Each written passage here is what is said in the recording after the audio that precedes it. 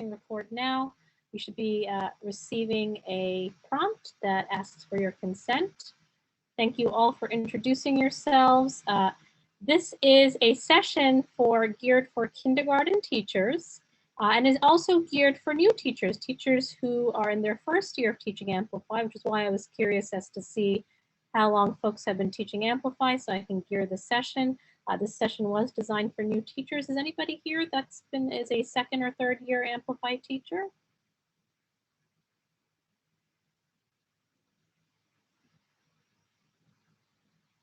Okay, so by silence, okay, so we're all new teachers. Great, so you're in the right place. Today we are going to be focusing on Unit 3, and we're going to explore Unit 3 through the lens of the assessment system and focusing on the formative assessment system of Unit 3 of kindergarten. My name is Reshma. You should be able to see me on the webcam, and I don't believe I've met any of you before, so hello. I've been with Amplify for the past few years, really supporting educators and administrators like yourself in implementing this program with fidelity. And I hope to do the same for you today, except this time in a remote hybrid environment. So welcome everybody. Welcome Andrea, Claudette, and Renice. That's who I see in the room. Glad to have you here. Seems like we have a small group today. So just some norms to help us have a productive session. If you haven't done so already, please do orient yourself to the Zoom platform. Go ahead and find the chat.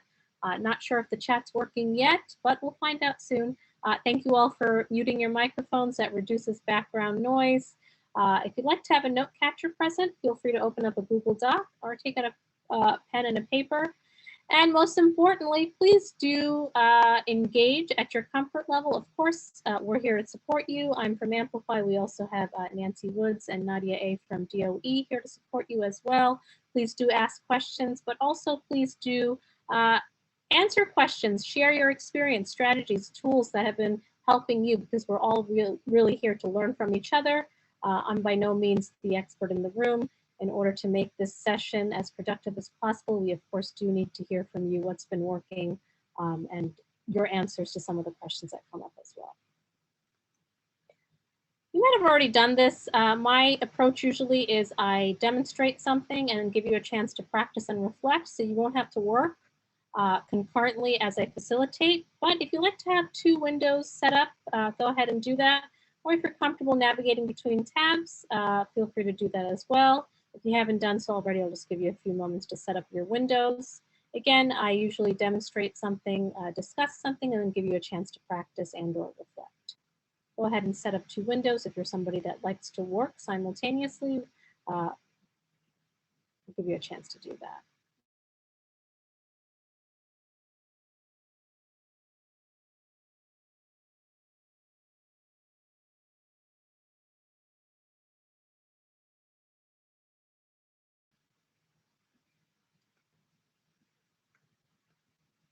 All right, so the goals for today's 1 hour workshop are threefold. And I do want to mention, if you don't know already, that we do have an open office hour starting at 4 p.m. So if you have any questions that weren't answered during today's session or that are unrelated to today's topic, any questions, any support you need, feel free to stick by during that half an hour starting at 4 p.m. For the next hour, right now we have 51 minutes left, this is what we hope to achieve. We want to be able to use the unit resources to really understand what the unit's learning goals are. We want to focus on the formative assessment resources and understand how they can be used to both analyze student responses and really gauge students' progress towards these learning goals. And we want to know where these differentiation strategies supports are in Amplify Science and how they can be used, specifically with regard to your unique instructional context. We hope to achieve those objectives by this agenda. We started with some welcome and introductions, and we're going to go on to a quick anticipatory activity. So if you don't mind meeting me at this Jamboard, which I'm about to drop into the chat,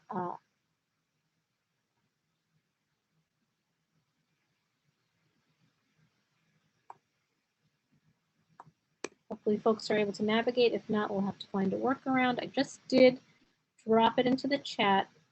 If you don't mind just meeting me there.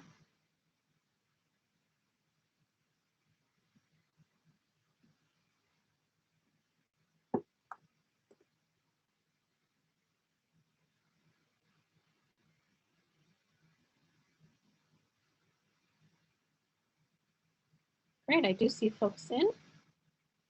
And if you haven't used Jamboard before, it's pretty much a whiteboard where you can post your responses using a sticky or a text box.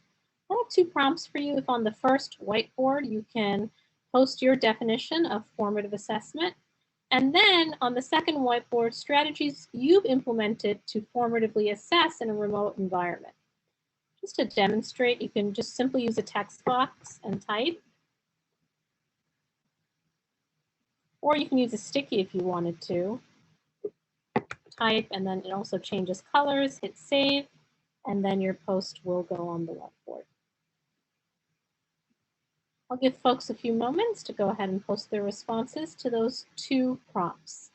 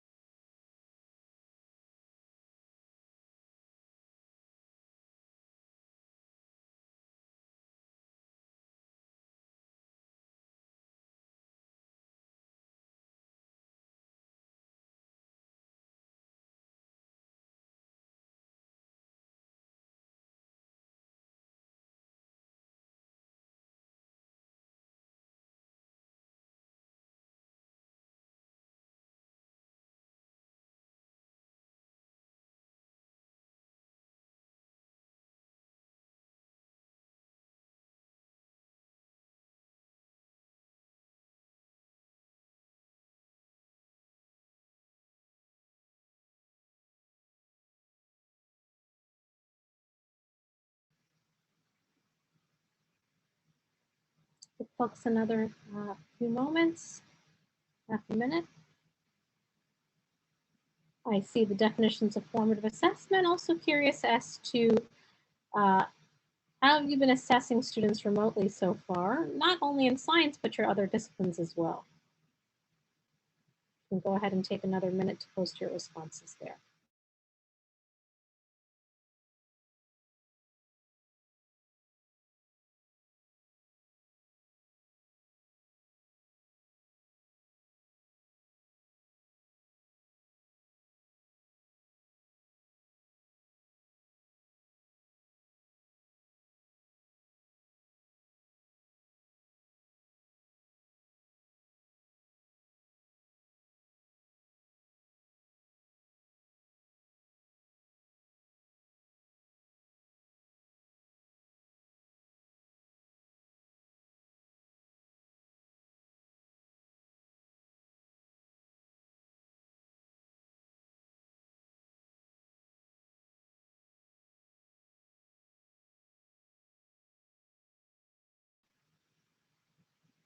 So let's go ahead and see what folks have written. I see an assessment used to check for students' understanding Can be used before, during, or after instructive learning for sure. One-on-one conversations, discussions, formal assessments in math and reading. Assessments to use formally and informally to better understand students' knowledge. Thank you all for sharing your definition of formative assessment. And as we proceed through today's session, you'll see that Amplify Science formative assessments focus mostly on assessing students informally, actually during instruction. So hopefully by the end of today's session, you'll have a stronger understanding of our formative assessment system and get a chance to see it in action for Unit 3. So just to sum up all the responses, formative assessment is indeed, it's a cycle of eliciting, interpreting, and taking action on any data you collect about what students are learning.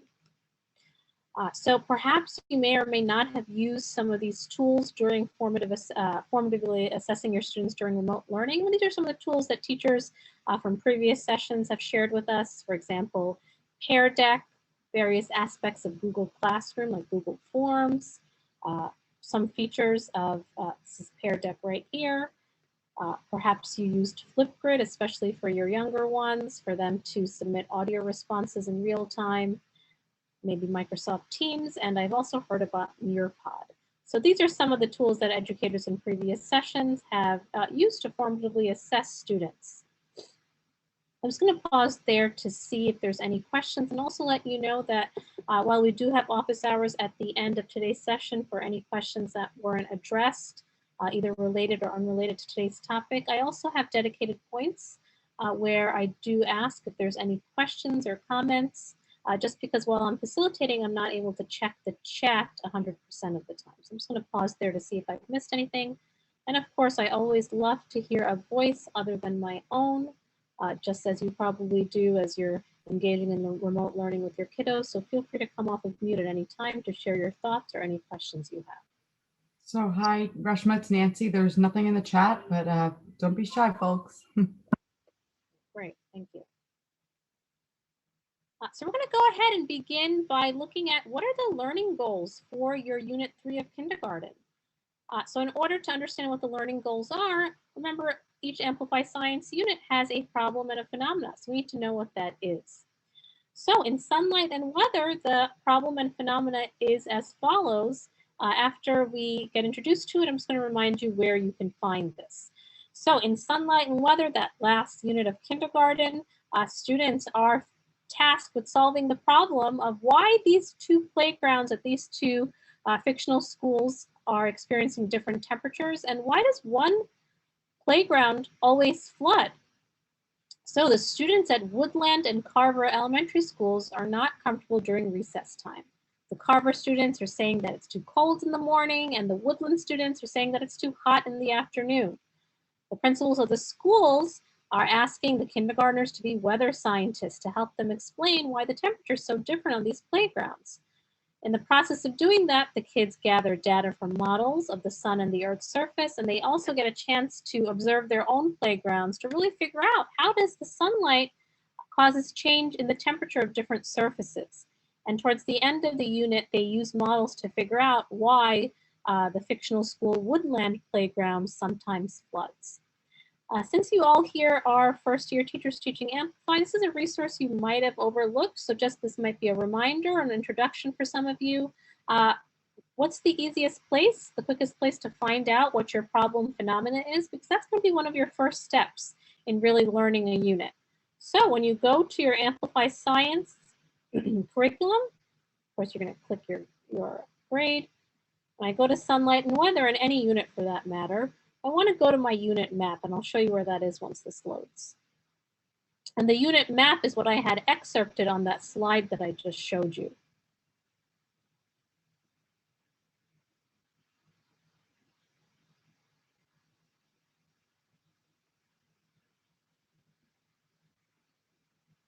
It's taking a minute there. I'm just going to go back. Oh, there we go, just on time. So when you go to your unit landing page, it's that second resource down, unit map, that first paragraph. That's what I had excerpted on this slide right here. So your first step in learning a unit we would recommend is knowing what's the problem and phenomena in this unit. And you might also want to go to your coherence flowchart. That's that first resource under printable resources. Looks like this. This is in a little bit more detail. Also gives you the problem and phenomena at the top and really tells you how the unit is coherent, how the learning and the figuring out unfolds. So just two resources that might be a reminder for you, or maybe first time seeing it. So that's the problem phenomena for sunlight weather. So students are figuring out that phenomena through the 22 lessons, and instruction is anchored on our learning progression. In Amplify Science, we call our learning progression the progress build. And the progress build is not only important because it anchors our assessment system, which I'm just about to show you, but it also determines the coherent sequencing of our lessons. So instructional sequences, the coherent sequencing, and our assessment system, they're anchored on this progress build. So if you look at this assessment system diagram, this describes how the assessments are built around the progress build. The progress build describes how students' conceptual understanding gets more complex, more sophisticated as they progress through the unit. And again, the assessment system is anchored on this. Today, we're going to be focusing on the formative assessments. In Amplify Science, the formative assessments are represented by these orange hummingbirds. So we're going to be looking at what these look like today. We're going to be focusing mostly on these, and you see these are sprinkled throughout. These formative assessments happen in many of the lessons, almost every lesson sometimes. And you'll see what it looks like in action momentarily. So you're probably wondering, what's this progress build? Before we look at it further, a little bit about Amplify Science's formative assessment, those little orange hummingbirds I showed you. Before we go into some of the main features, we're going to be looking at this assessment system document shortly, but this assessment system document really tells you where all the assessments are. So if I open up printable assessment system, and you're wondering, hey, where's that first formative assessment, the first on the fly in Amplify Science, you want to look at this. And you're going to get to this table, and it'll tell you where all the assessments are. One of our formative assessments are on the fly. So you can see, if you really were to take a squint of the eye view of this, you'll see that the assessment that occurs most frequently is in fact the on the fly assessment type on the fly. So what are some features of this Amplify Science on the fly assessments? First and foremost, students aren't only just writing or reading. When they're engaging in the formative assessment, they could be doing, talking, reading, writing, or visualizing. So it really includes all of the modalities of learning. As with all other formative assessment, it's really allowing students to make their thinking visible to you. It's assessing the 3 dimensions of the new standards, which we'll take a look at in a second. And as I had mentioned earlier, our formative assessments are weaved into instruction. So it doesn't happen at the beginning or the end. The teacher doesn't need to start or stop instruction. It's happening while you're teaching. So we talked, I just mentioned they're 3-dimensional. Remember these these new standards have 3 dimensions. We go back to this assessment system document. It'll show you how each assessment is 3-dimensional. If you look at the second column right here, it tells you the 3-dimensional alignment of each of the assessments. Each of our assessments are 3-dimensional tasks. So for example, that very first assessment, on the fly assessment for this unit, it's assessing students' ability to ask questions and define problems, analyze and interpret data, obtain, evaluate, and communicate information. It's assessing that cross-cutting concept of cause and effect. And it's focusing on the disciplinary core idea of weather and climate. So that particular resource really tells you how each of the assessments are 3-dimensional. In order for us to really understand the role and the purpose of each of these assessments, we need to understand the learning goals of this unit. So I'm going to give you a chance to work collaboratively to really internalize this unit's progress build. And I'm going to ask you to please navigate to this collaborative document, which I'm putting into the chat right now. And I'll go ahead and virtually meet you there as well.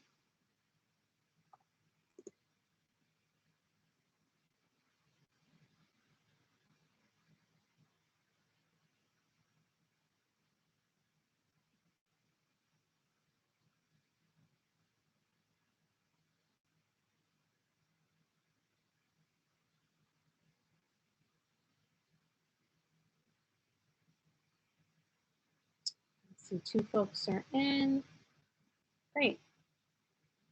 Yep, I see everybody is in. Now I'm just going to go ahead and just demonstrate for you how you can use this. This is a collaborative working doc, so we're all going to type into this together. So the unit here is sunlight and weather. So here, again, this is a short session, so you're not going to be able to complete this, but I just like for us to get started.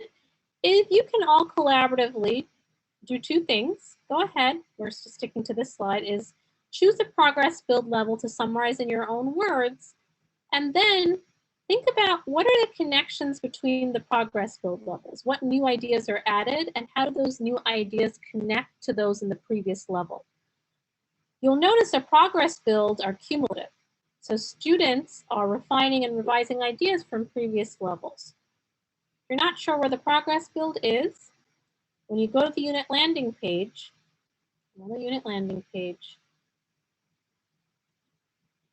it's right here. It's that there. It's right under the unit map. You can find your progress build level, document here, and here's the progress build.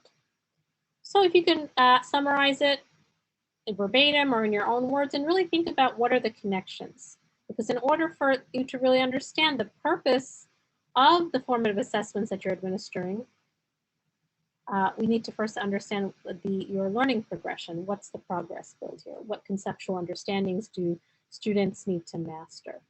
So I'm going to go ahead and give you a few minutes to go ahead. We're working collaboratively, so just hop on a level that interests you. And let's begin, and we'll come back and see what you've internalized.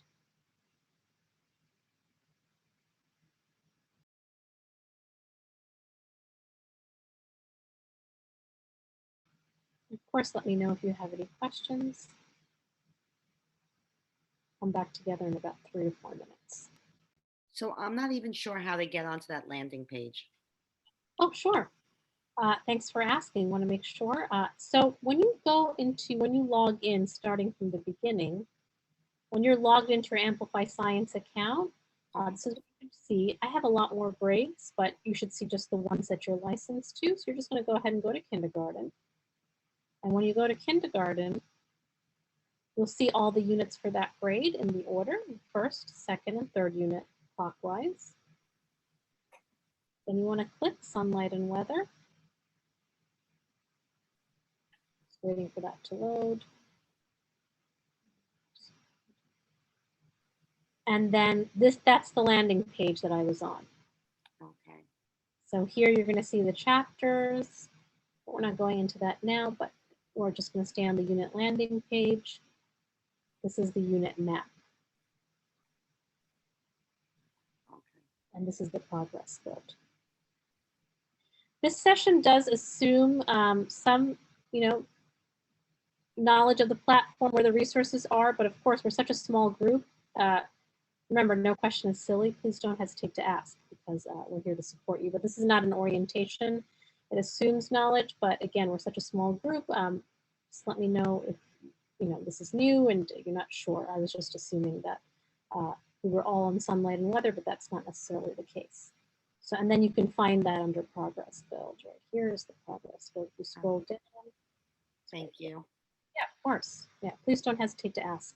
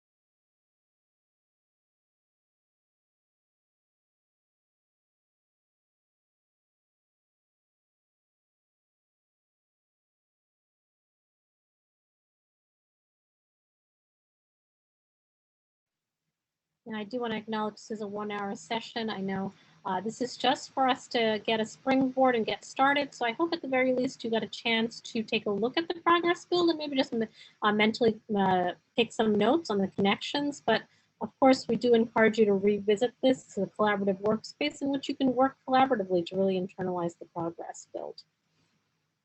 So again, this is a short session, and also during the office hours, if you'd like to stay back and work on this together, we're more than happy to do that. I just want to pause to see if there's any questions here that I've missed or anything that's come up for anyone, or any comments or thoughts.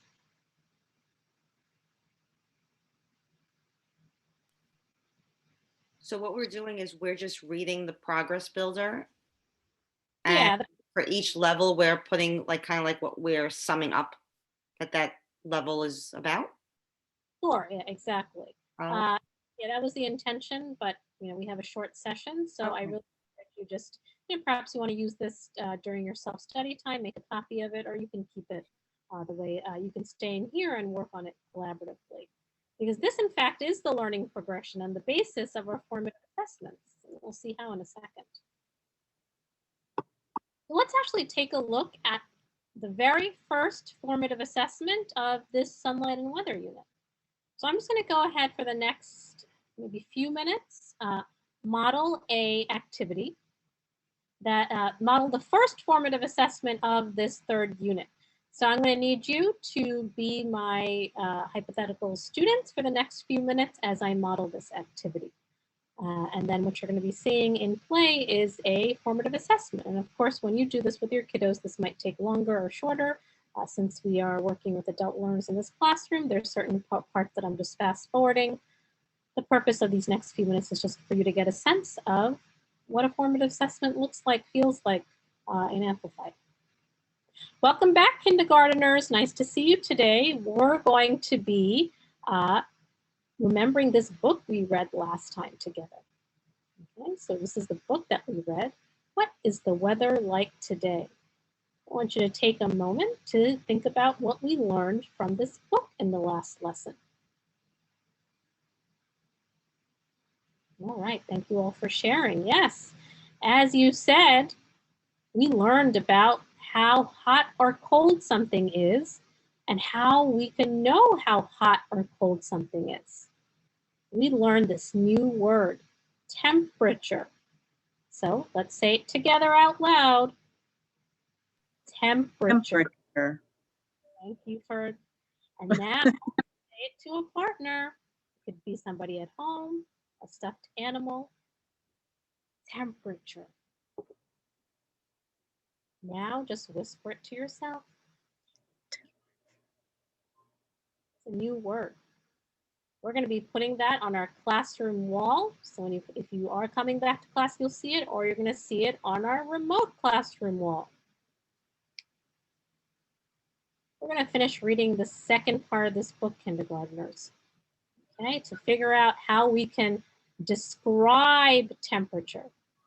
Now we know what is temperature. We're going to learn how to describe it. So follow along with me.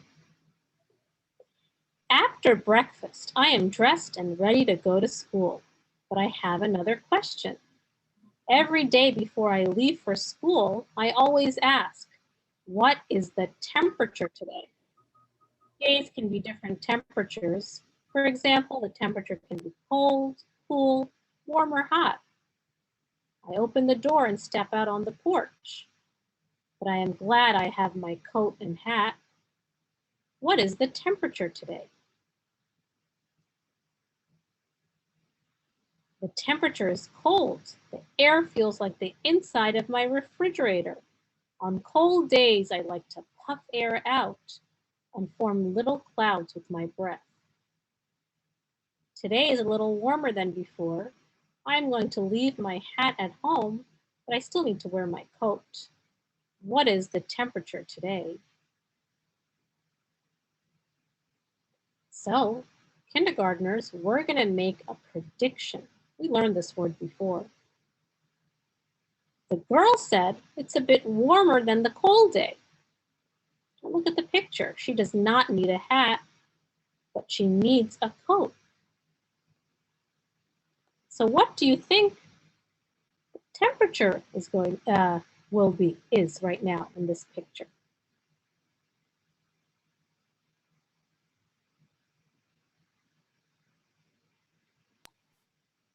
Oh, thank you for Cool. sharing. Cool. Oh, maybe it's cool. Okay. Seems like everybody is looking at the pictures. The book open too on a separate window. Yes, the temperature today is cool. We made our first prediction. On cool days, I like to run around on the playground to stay warm. If I stand still, I feel too cold. I need to ask my teacher to help me zip up my coat again. I don't need a coat today. I'm going to school wearing my favorite sweatshirt. What is the temperature today? Warm. Okay, so I see kiddos are already predicting. So what I want you to do is chat me a private message. Find my name on the Zoom or ask somebody to help you and tell me, what do you predict the temperature is?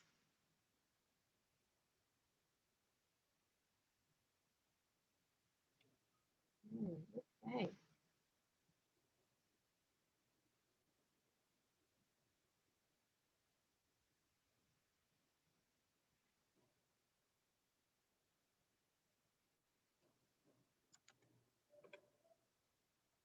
Okay, maybe you're having somebody help you type. Okay, so what I want you to do is I see some messages come in. You can put a W, whatever you think the temperature is. Remember the words we learned so far. W for warm, C for cool.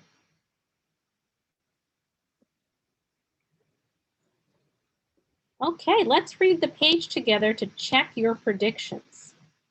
What did we find out from the reading? Did your prediction match what we read? The temperature today is warm. On warm days, I like to play in the shade of the big oak tree on our playground. We pretend that the branches are the roof of the house. So what did we find out from this reading? Did your prediction match what we read? Think back to what you typed.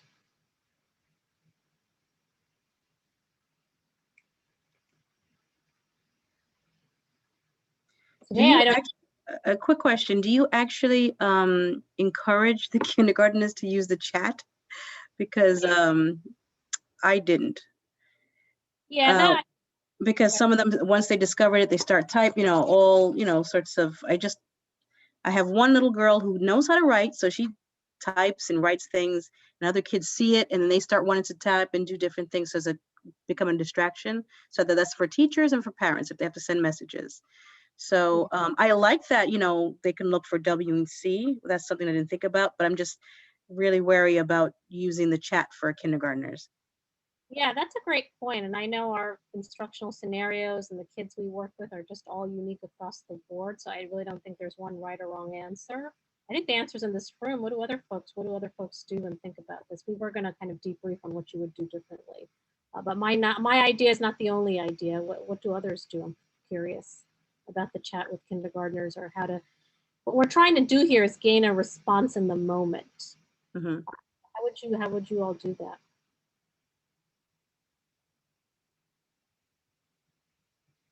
Well, I love this book, and I think it's great. The pictures are simple enough, and the kids are always very eager to share what they think. So that's, that's immediate because they will immediately call out and say what they think. So that's right on there. I mean, I guess if we have our own little kind of checklist or something that we've created to see about the responses, is it appropriate to the questions, that works well. Yeah. Yeah, you can even do hand signals. Like you want to teach them warm is thumbs up and cool is thumbs down. Like something else that you could do with them. I just started working with this group. This is my second week with them. So. Oh yeah. Yeah, so there's really no right answer. We're all kind of engaging in trial and error. Yeah, I definitely, great, thumbs up, thumbs down. I was even thinking just assuming that they had learned the letters for W and C, holding those letters up perhaps, or just pictures. One reason I hesitated to do that is because since this is a formative assessment, you want to see what the students' response is regardless of what their this child next to them because they can all kind of see each other. So that's why for me, Oh, I okay. private because we don't want their responses to be influenced. We want to see what they're thinking is really trying to assess what that particular student is learning. So it's something that, you know, it's there for us to think about. This is so brand new. Does anybody else do anything differently here? How would you capture a response in the moment without it being influenced by what another friend in the class is saying? Especially when we know these young ones can be easily socially influenced at times. I know mine is. I think with that, because that is very common. Whatever their friend says, that's their answer. But then I guess if you ask follow-up questions like, oh, can you explain what you think? And then you can, from there, you can understand whether that they really knew what was going on, or, you know, I think that way, follow-up questions. Yeah, for sure. Yeah, for sure. I think with these formative assessments, we want to gather as many responses as we can. So, you know, hopefully we don't have 30 students on the call. That would be difficult to have those conversations all at once. But if you have a smaller group, that's just, I think that's completely feasible to kind of have them explain their thinking at the moment. So yeah, those are just some ideas. I certainly don't have all the answers. My rationale, I was just saying chat, private message, but that's assuming they have somebody to help them, and that's not always Right. the case. Mm-hmm. No right answer here, just a space for us to think about what we can do just to capture that response in the moment. Because if we were, I'm sorry, I got an idea too, but it's a combination of the typing. If you just, what if they have a dry erase board, you know, write W for warm, C for cold. So it's that might work too, because yeah, each I like keep writing that. yeah, that way they you know, they're not going to hastily erase their answer just to match a phone. Right. Yeah, I like that. That's good. That's good. Yeah, that's definitely workable. And really, the idea here is not to wait until the end of class as an exit ticket because the response might not be authentic to what the student knows in the moment. We want to kind of capture it in the moment, and that's really the challenge here doing this remotely. I've But actually done a dry erase board, and I'll say, okay, we all have our answers ready. Let's all show them now. Yes. So I do that, and if I find there's a student that keeps lagging, then I know that's someone that I have to speak to separately about that. They're probably waiting for their friends. Right. oh, I like that. Great. So yeah, the power of collaboration. We came up with a great solution. Thank you. I just learned from you. That's wonderful.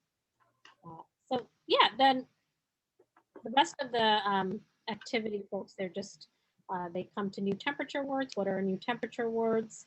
And they reiterate that we now know warm, cool, cold, and hot. And that's really the end of the model activity. The purpose was to show you just that, what an on-the-fly assessment feels like, looks like, can feel and look like remotely. And let's kind of debrief that a little bit more. We started to. I want to show you, if you haven't seen this already, for each of our on-the-fly assessments, we have this text box here, which really tells you what to look for as you're gathering that data. So let's say we use that whiteboard and we say the kiddos know the letters W and C, or maybe not, maybe they just want to draw a picture, you know, sun or a cloud or something that represents cool, whatever you agreed on. They're holding it up. How are you going to capture the data? Because you want to capture the data, so because the point of formative assessment is so you can use that data to really adjust your instruction. What are you looking for and where can you enter it, basically? So what are you looking for? Let me just go over that in case you haven't seen this. When you go into the lesson where there's a formative assessment, this formative assessment was in lesson 1.2, activity 2. Again, let me know if I'm going too quickly. I am, if you need me to slow down and show you this, again, I'm more than happy to. Lesson 1.2, activity 2, for that to load. You see this on the fly icon right here. This tells you exactly what to look for. And that's what I have. Because when we're collecting data, we want to know, we're not trying to look for a bunch of different things. We want to really, really hone in our lens on what exactly do I want to see evidence of learning? What kind of evidence do I want to see? So you might have your different data collection tools. I did want to share one with you right here. So again, I'm going to drop something else into the chat. This one I'm going to ask you to please make a copy of. because it's meant for individual work. So once you get there, if you can make a copy of this, it would be great. Right there, I dropped it in the chat again.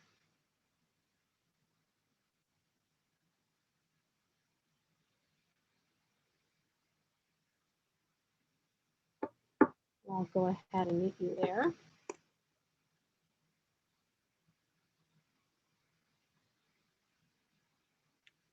And it says copy me. This is some Google Slides. You can just go ahead and go to File and make a copy for yourself, the entire presentation.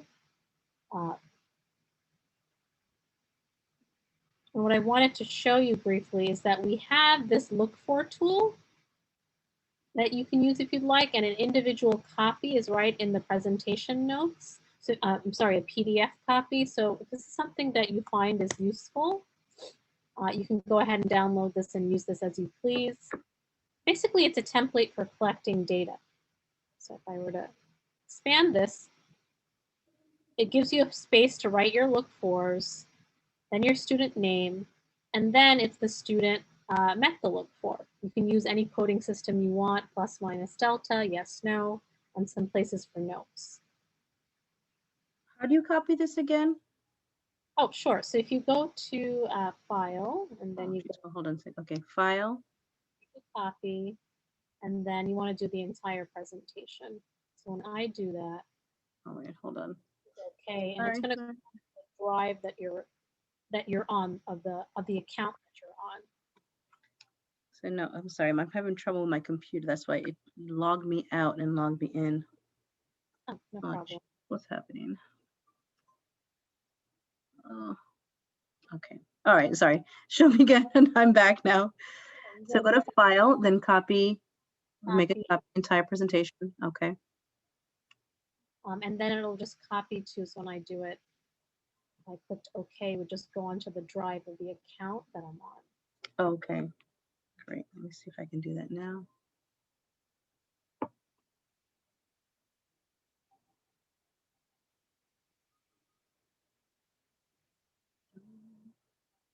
And here, like I said, on this one, it's an individual copy. So you can really write your look fors here.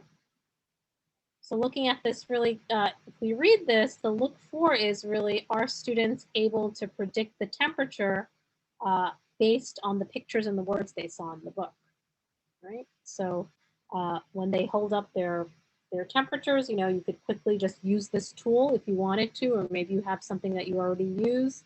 You know, you have the kids' names in that small cohort, hopefully if it's fewer than 10 kids, and then you can quickly just check off who wrote what. So that really gives you a collection of the data. And then I do want to show you before we end is that we have a now what section. And the now what tells you, okay, so you collected data and you see that out of your 10 students you met today, 4 of them weren't able to make the correct prediction. So now what? What are you going to do in response to that trend? So it gives you some suggestions. So if you can take a moment, just read the suggestions we have, and let us know which ones will you use, or maybe some strategies or some things you would do to respond to, for example, to a student who's not able to make the prediction.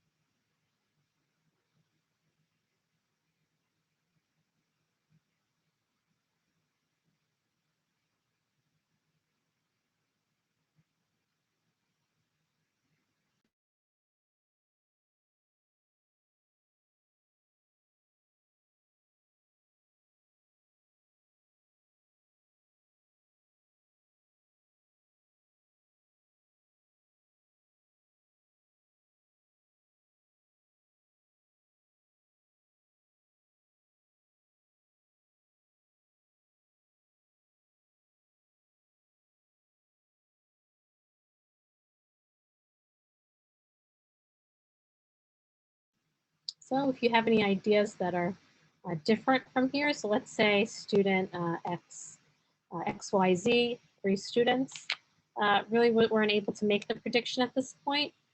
How would you adjust instruction? There's some ideas. Would anybody do anything that's in addition to or different from what's suggested here?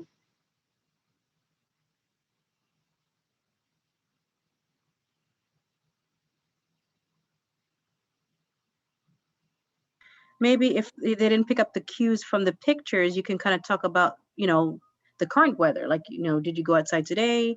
When you go outside, what are the things that you might wear? So maybe just reply, then they can think about themselves, and then you can go back to the picture. So try to use all, what they know and the picture. Yeah, for sure. I think that's very powerful, using their everyday experiences, connecting it to, especially for the younger kids. It's kind of tricky now with the remote. It was some kids. My class isn't fully remote, so only 1 or 2 of them go out to like babysitters or grandparents or other. So a lot of them just whatever they can see outside, or put their hand through the window. Exactly. Yeah. Make the most of our situation. And yeah, and this, you might want to even think about if you're hybrid.